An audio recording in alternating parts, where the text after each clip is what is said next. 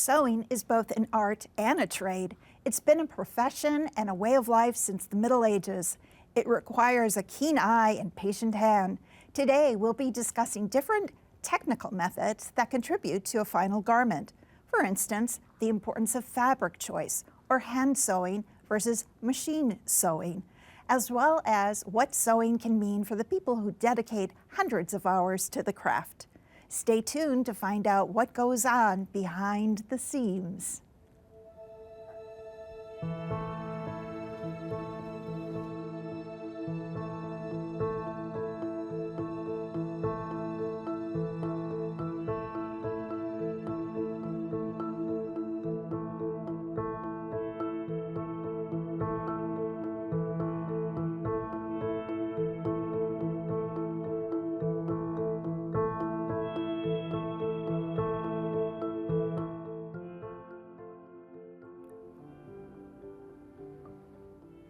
Hello and welcome to Behind the Seams. My name is Karen Owecki, where we will be taking a closer look at the construction and process that goes into the creation of garments.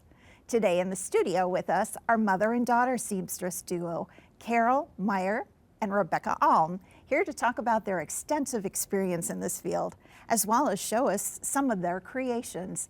Thank you so much for being here today. You're welcome. I have questions for you, Carol. I hear you have been sewing for over 70 years.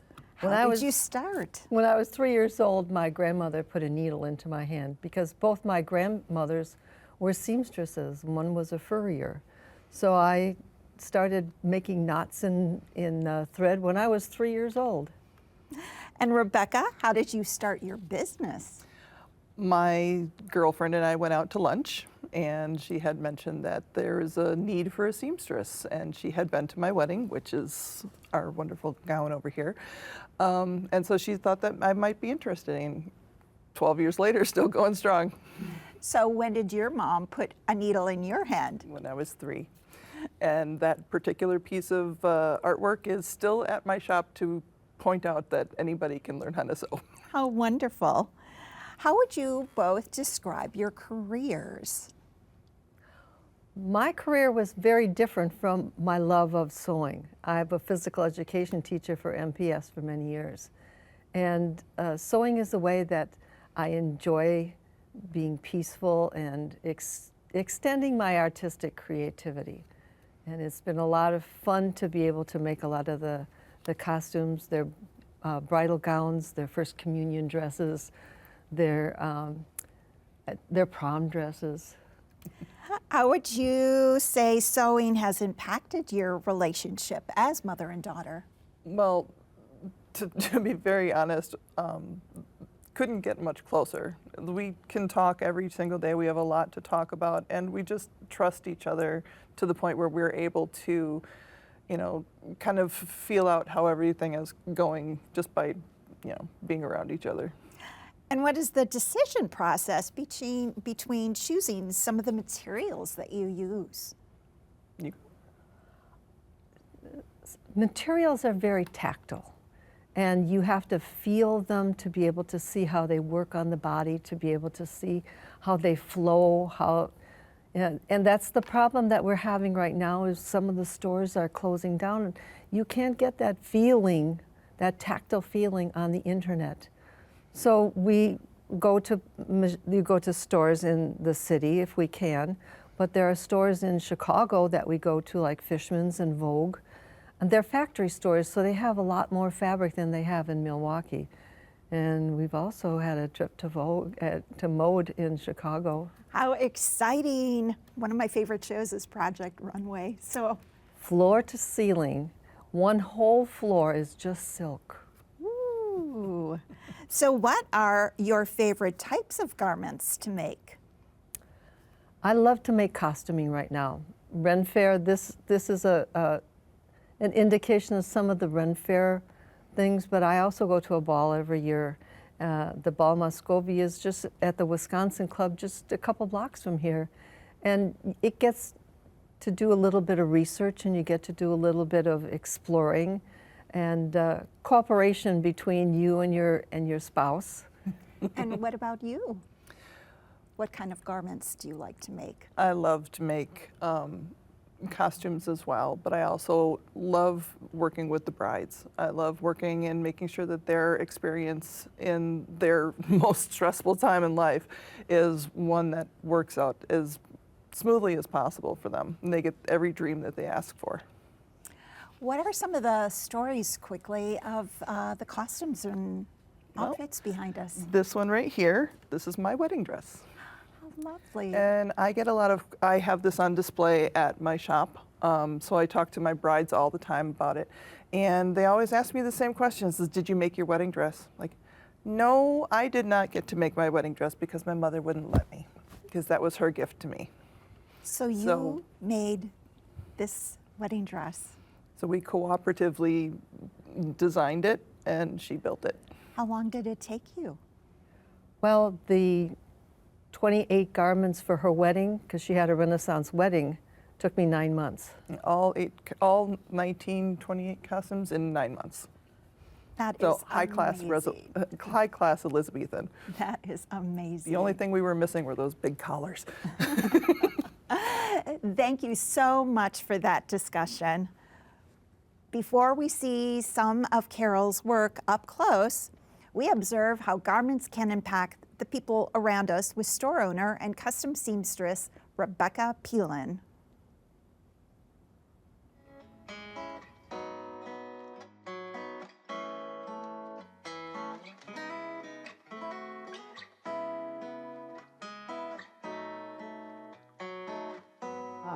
A little bit about my background in sewing. I learned to sew when I was a child.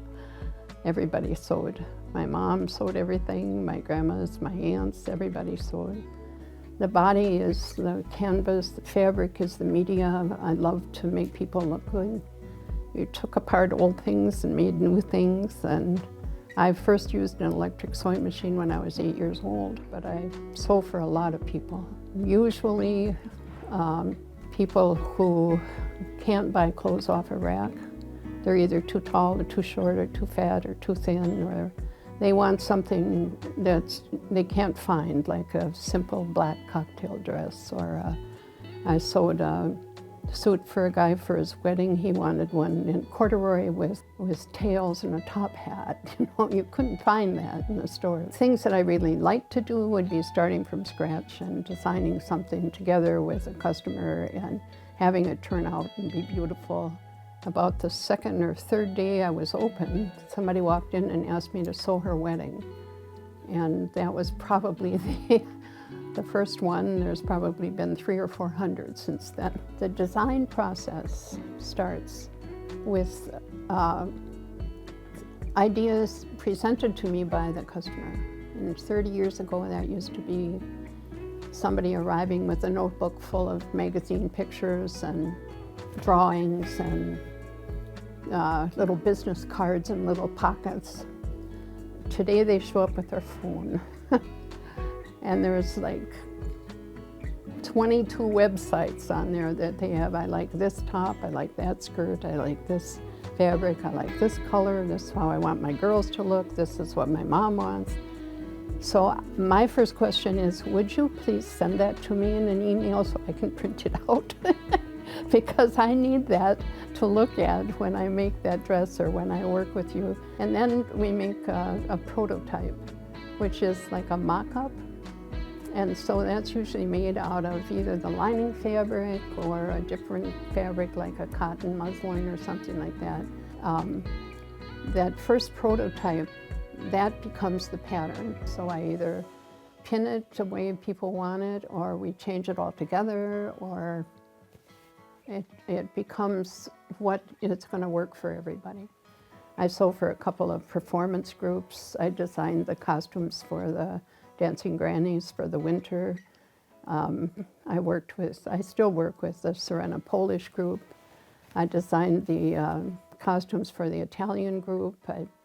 And you work with people who run the show, and they tell you what they want and how they envision it, and then you make one and show everybody, and they say yes or no, and then like in the case of the Grannies, this year they have 30 members, so that was a big job.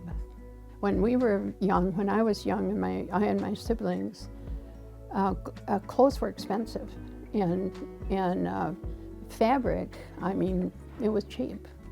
You could save money by sewing. Nowadays, you really, if you have to pay somebody to sew for you, the garment is probably more expensive than what it would be if you bought a cheap one off the rack. So the difference is the labor, the cost of labor. And I know this a long time ago, and I admit it, but I think I made my wedding dress for under $100. Okay, so this dress is the original. This is the mom, and this is the daughter. Her dress is made from the mother's dress. The underdress here is this one. When she takes this skirt off, it becomes that one, and this is her mom. I made both of those. And then these two are her sons, and their baptismal suits are made out of the skirt from this dress. So there's 3 generations here of all the same fabric. That's cool. I just love to sew. I don't think there's anything favorite about it. What I like is the people, and when people are happy, it's a very good job.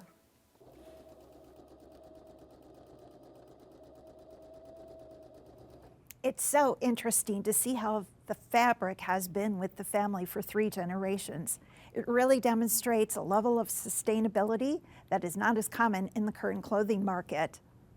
With that, Carol, I see we have this piece that you've made here. Can you tell me about it?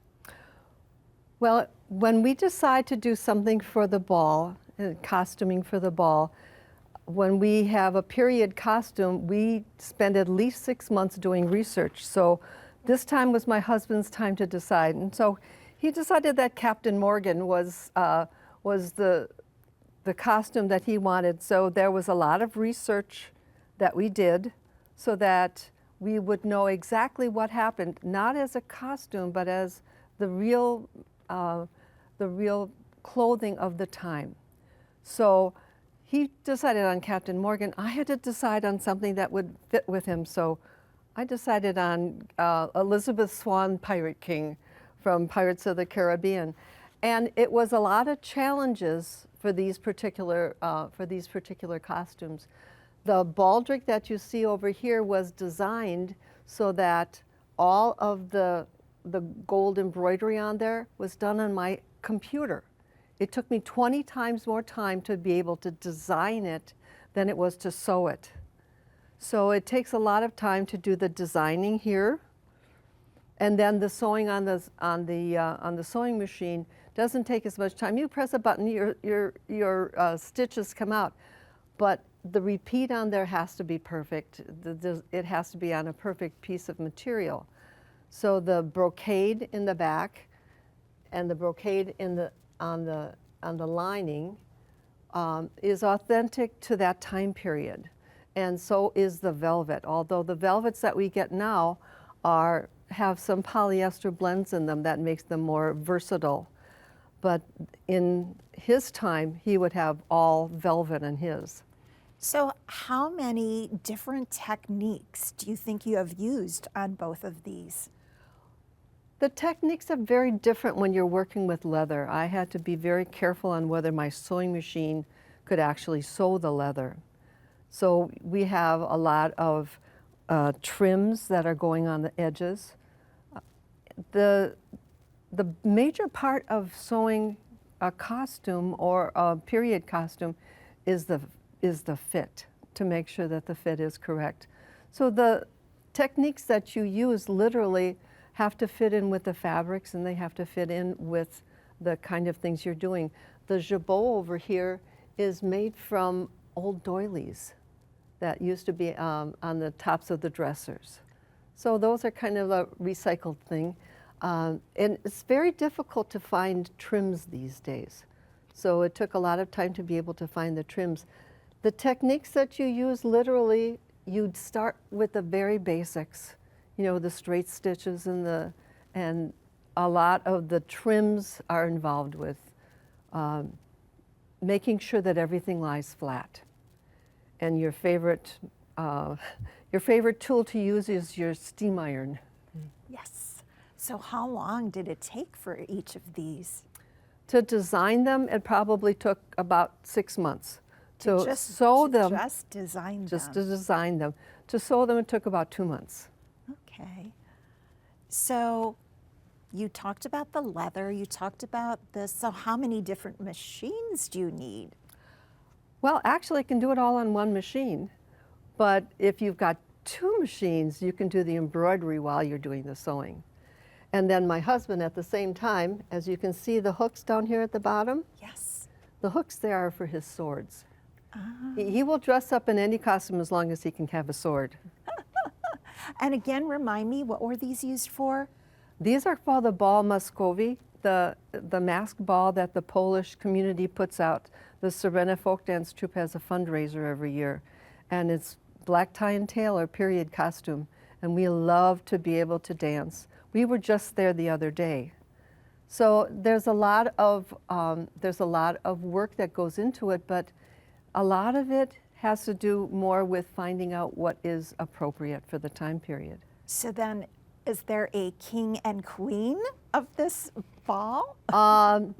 Actually, the king and queen of the ball would mostly be the one that gets the most attention for their costumes. I'm thinking it had to be you. Yes, we do get a lot of attention for the costumes, but it's a lot more fun. Our friend Ada Jivanowska invited us the first time and said, I want you to bring the level of costumes up a little bit. And she says, I can see that you can do it. So every year we try to have just a little bit more detail, a little bit more creativity. So that's the fun part of doing things like that. The fun part of having a spouse that will be able to work with you is that you can design things around him and for him, and no matter what you do, he's going to smile. And I'm sure he was smiling all evening, as were you. Yes, and a lot of the fabrics that you find, sometimes they're layered. I think the twirly and the sparkly are things that go with costumes really well, and it's fun to be able to do things like that at the ball. How wonderful. Thank you so much for showing this, Carol. Your work is beautiful. Thank you. We've spoken a lot about custom garments and tailoring, but now we have a short piece on a different kind of tailoring with Nancy Leahy. She's what's called an on-set tailor. She is hired by department stores to come on set and do quick fittings for their advertisements. She gives us a demonstration of how quickly she has to turn those garments around for the camera. Okay. So I usually been having a ball like that. What do you like to use? Oh, yeah. I just walked in. Picked up some dinner. I don't think I was honestly in bed.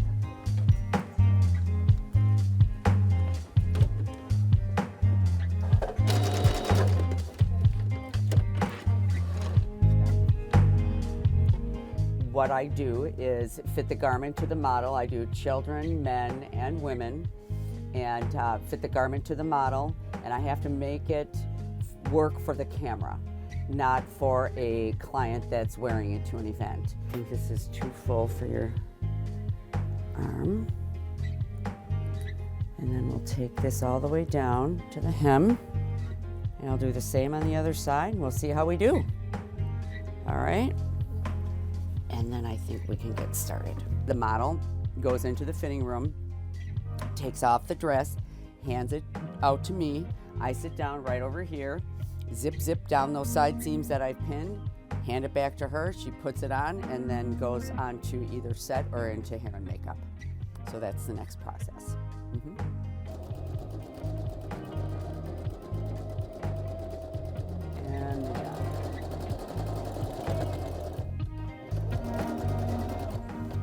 And then I'll do the other side to match, and then we'll do a quick press. And then we will put it back on our model and do our final fit. Let me see how we did here. All right, let's have you turn back around. check the back side. I like it. All right, wonderful. Thank you very much. That's just another job to be explored in sewing. Nancy's job is crucial to advertisement, but most wouldn't know about it. That's how you know she's doing her job. We're once again joined by Rebecca Alm, who will go more in depth about the process of creating these elaborate garments. Hi, so what is the purpose for this particular piece? This piece is actually also for the ball. We were going to do the Three Musketeers, which is the partner for this one is right behind you. So this is the Three Musketeers and Lady de Winter. So it was your husband as one of the musketeers. My husband, my father, and my girlfriend's husband. Oh, how lovely. And so we all had swords. I included had my sword. But we had decided to do the French Renaissance, and I was struggling with what I wanted to make. And so I actually had to ditch one of the ideas, and I made this one in 2 weeks. So how do you start the design process? First, you find your inspiration, and I found mine on a movie called La Femme de Musketeer. The final scene is this dress, but it's in silver. And so once we figured out that, I could find the fabrics. Going to Chicago, we went and found a bunch of things, but you can cycle things from anywhere. The bottom skirt here is a wonderful brocade, but it is actually curtains. So you can find them anywhere. It's just, And it has this design in it. Yes, already. this is just purchased that way, and we didn't have to do that. But for the arms here, we did a little bit of research on how to create the arm sleeves and the big poof, and all of the pearls are hand done. They're actually sea pearls, and then the flowers on the inside all had to get painted by hand and sewn on by hand, and along with the mask that we have. And she also has a nice little cape. So how many techniques would you say was used for this particular dress? If we're just talking techniques, there's probably at least 75. 75 There's at least techniques. 75. A technique, how you put things together, how you decide to design it, it's all trying to figure out the best way to get the look that you're going for. For instance, this dress and one of my other ones is a Victorian gown. You have to have a specific shape in order to make that dress look perfect. This one has a steel corset that comes with it. So in order for us to get that particular shape, you need to get sucked in there. And so that's a whole nother garment that you have to make, and it has to be sturdy and strong. So we don't want to skimp on that one. So you were talking about the technique. So all the little embroidery on here, you did that yourself? These we found. Okay. This is one of the fabrics that we found down in the bridal industry down in Chicago. Most of the stuff for this particular gown was purchased here, but this particular one I splurged on. that little undergarment, which has the beading on it, and I deal with that kind of fabric every day as a bridal seamstress. And so I'm very familiar with working with it and being able to embellish and to know when that's not necessary. And Are there stores around town that you particularly like to go to for your fabric? well, Or would that be giving a secret away? there's the obvious choices that we're having problems with right now. Joann's did have a very nice. They made it a point to have a very good bridal industry that everybody can reach to. Right. But some of the really spectacular stuff we have to go down to Fishman's. So is there anything else you want to talk about? Maybe the musketeer outfits? So the musketeer outfit, my mother also created. She did 3 duplicates, and that one she created the starburst in the middle. She did the embroidery and the design work on that one, and she also put together all the silk behind it. We also have to make masks for this because it's a masked ball. So everybody has to, we've all made our own little masks, and I love this one. It's got little danglies on your face. So we have a lot of photo shoots when we go to the ball. But everywhere we go, no matter whether it's with the bridal gown, which I've gotten to wear 5 times. So we went and we took it to Vegas, to the Excalibur, and did a trip around. We've been to the Ren Fair in Minnesota and the Ren Fair here in Bristol. And so we liked being able to find more places that we can use them. How wonderful. Vegas. So did you actually pack your outfit and take it there? We did. Both of our outfits, we actually had a whole nother bag, and there's a hoop skirt that goes around it. And we got married in August, so we had a lot of temperature that we had to deal with, and we were able to have a little bit of fun with that. I actually sewed fans inside my dress. That's amazing. This is our time today. I'd like to thank our guests for sharing their work with us. It's been very eye-opening to see the details that goes into your work. As well as thank you to our viewers. Thank you for joining us behind the seams.